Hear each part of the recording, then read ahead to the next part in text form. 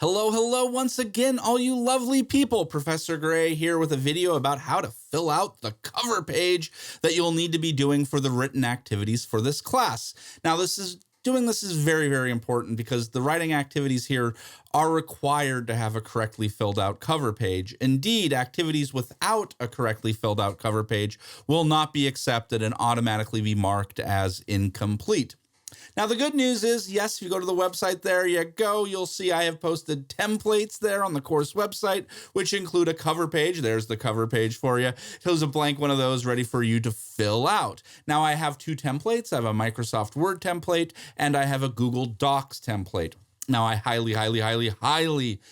very strongly recommend you use the Microsoft Word template, and that's for two reasons. First and foremost, everyone here at UB gets Microsoft Office for free. Yes, free.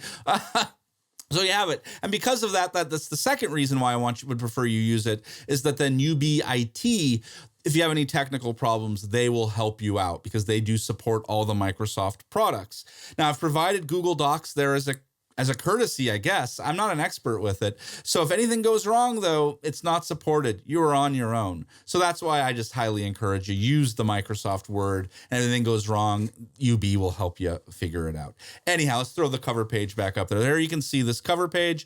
It's just a checklist of things you look over and make sure you've done and checked off appropriately, and you do all that, you'll be right as rain, no academic integrity violations. All right, well, let's walk through this. Let's look at the first one there.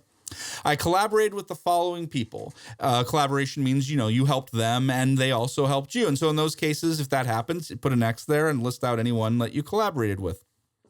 The second item, moving down, is that I received help from the following people. So you did not help them, but they did. Yes, they helped you. And this includes me, the course assistants, classmates, Center of Excellence, friends, family members, on and on and on. And so if anyone helped you, put an X there, put their names after that colon. Or going down to the third one, I provided help to the following classmates. So they did not help you, but you did help them. Put an X there, write their names on that line. And then finally in that last cluster there, I worked alone. So yeah, if you didn't collaborate, you didn't help, you didn't receive help, yeah, you worked it literally on your own, put an X there, and you are good.